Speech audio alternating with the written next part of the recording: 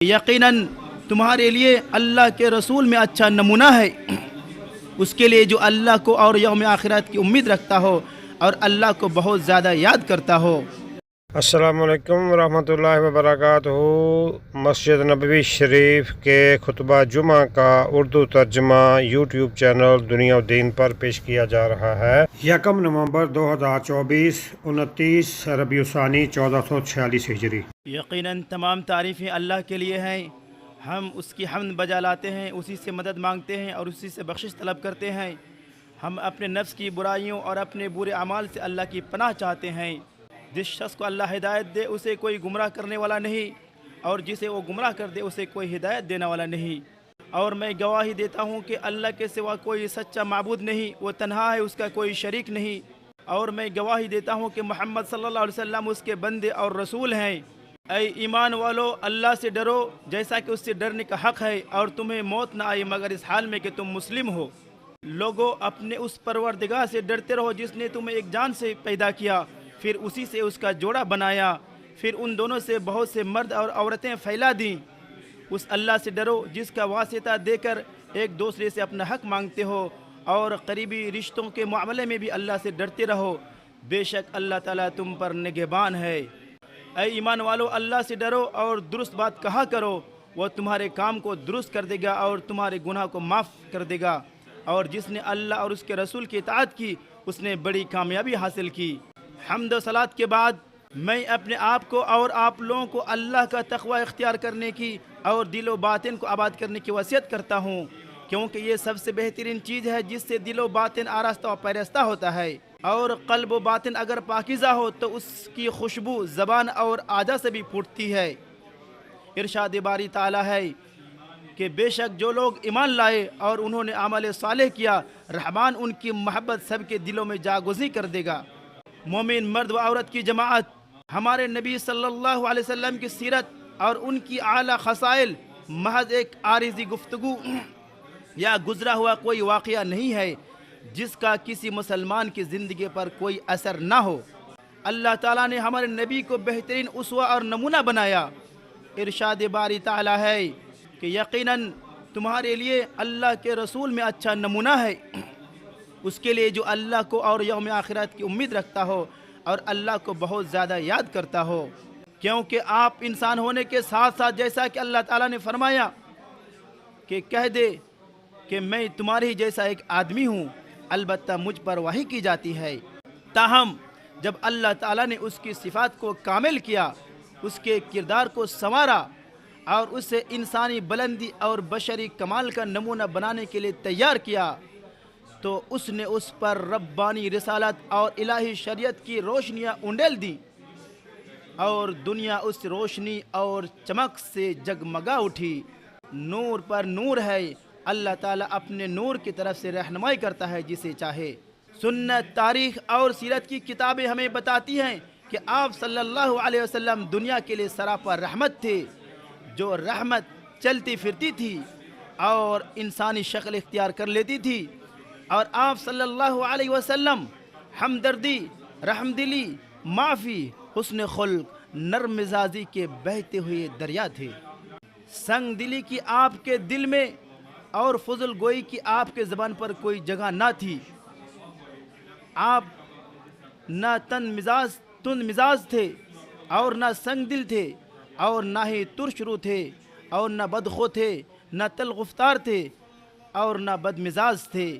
عطا بن یسار کہتے ہیں کہ میں عبداللہ بن عمرو بن عاص رضی اللہ عنہ سے ملا اور میں نے کہا مجھے رسول اللہ صلی اللہ علیہ وسلم کی صفات تورات میں بتائیں۔ انہوں نے کہا جی ہاں، اللہ کی قسم بے شک آپ کی بعض صفات تورات میں اسی طرح بیان ہوئی ہے جیسے قرآن میں ہے۔ اے نبی، ہم نے آپ کو گواہ، بشیر اور نذیر بنا کر بھیجا اور امیوں کے لیے حفاظت کرنے والا بنایا۔ آپ میرے بندے اور رسول ہیں۔ آپ کا نام متوکل ہے، نہ سخت دل ہے، نہ بد اخلاق، نہ بازاروں میں شور مچانے والے، اور نہ برائی کا بدلہ برائی سے دینے والے، بلکہ معاف کرنے والے اور درگزر کرنے والے ہیں۔ اور اللہ آپ کو اس وقت تک نہیں اٹھائے گا جب تک کہ آپ کے ذریعے اس ٹیڑھی امت کو سیدھا نہ کر دے، اور وہ کہیں گے کہ اللہ کے سوا کوئی معبود برحق نہیں، اور اس کے ذریعے سے آنکھیں کو بصیرت دے گا، کانوں کو سننے والا بنائے گا اور دلوں کو نرم کرے گا۔ چنانچہ آپ صلی اللہ علیہ وسلم کا اعلیٰ اخلاق اور بلند پایہ صفات آپ کی نبوت اور دعوت کی سچائی کے بڑے دلائل میں سے ہیں۔ گویا کہ بنی نوع انسان میں بکھرے ہوئے جتنے خصائل و فضائل ہیں وہ سب آپ صلی اللہ علیہ وسلم اس طرح جمع کر دیے گئے ہیں جیسے بہتی ہوئی ندیاں وادی کے نشیب میں جمع ہو جاتی ہیں۔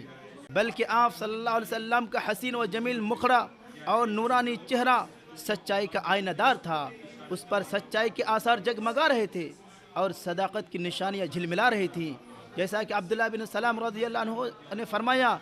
کہ رسول اللہ صلی اللہ علیہ وسلم جب مدینہ تشریف لائے تو لوگ آپ کی طرف دوڑ پڑے اور کہنے لگے اللہ کے رسول آ گئے، اللہ کے رسول آ گئے، اللہ کے رسول آ گئے۔ چنانچہ میں بھی لوگوں کے ساتھ آیا تاکہ آپ کو دیکھوں۔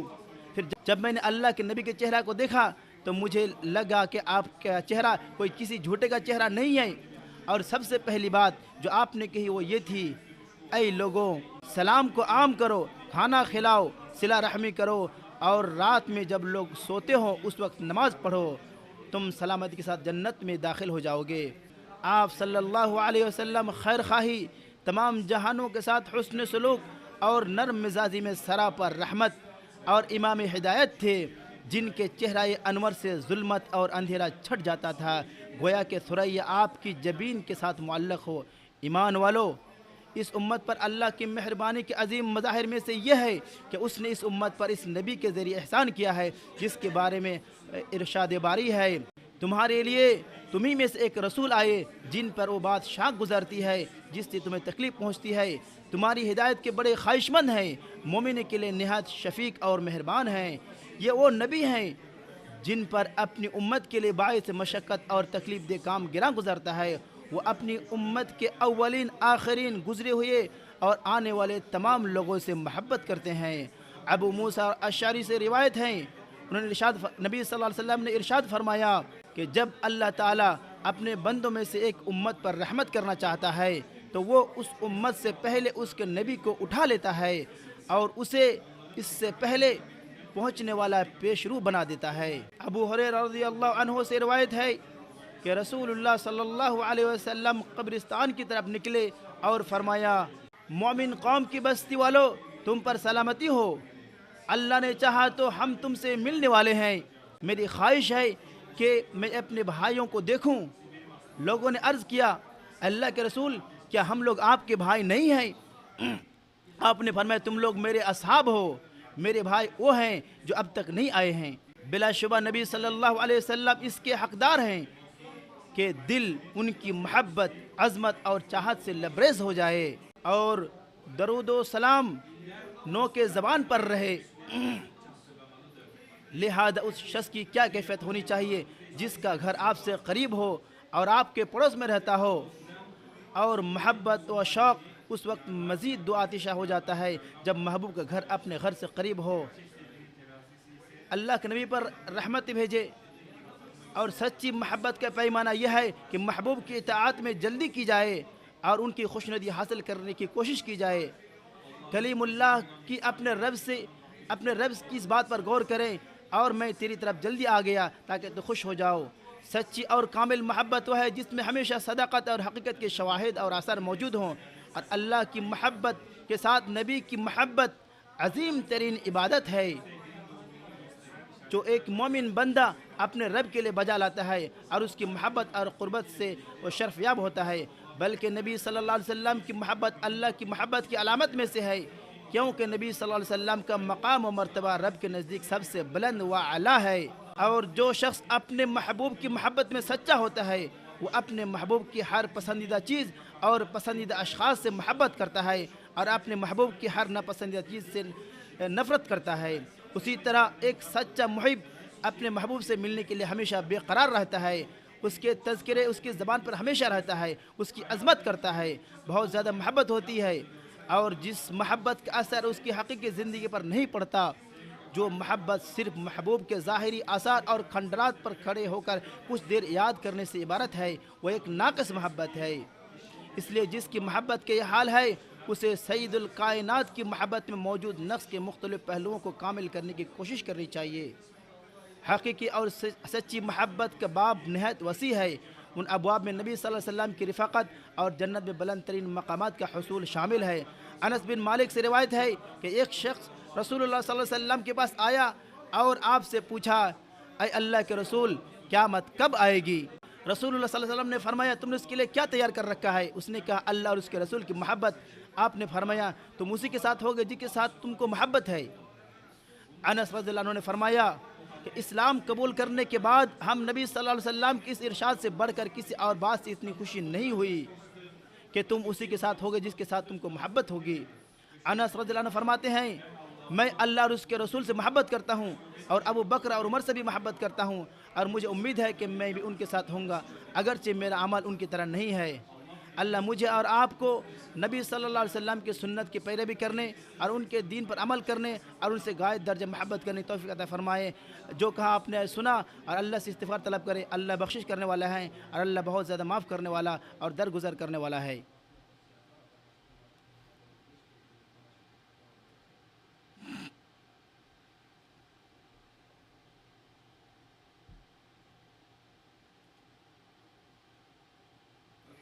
تمام تعریفیں اللہ کے لیے ہیں، اس کی حمد و ثنا بیان کرنا توفیق الہی اور اس کی نعمتوں پر اس کا شکر بجا لانا احسان خداوندی ہے۔ میں اس کی حمد بیان کرتا ہوں اس کی طرح جو اس کی نعمتوں کے حقوق سے آشنا ہے اور جسے اس کی حمد و ثنا کو شمار کرنے پر عاجزی کا اعتراف ہے، اور جو ہر وقت اس کی چوکھٹ کا محتاج ہے اور اس کے علاوہ ہر چیز سے بے نیاز ہے۔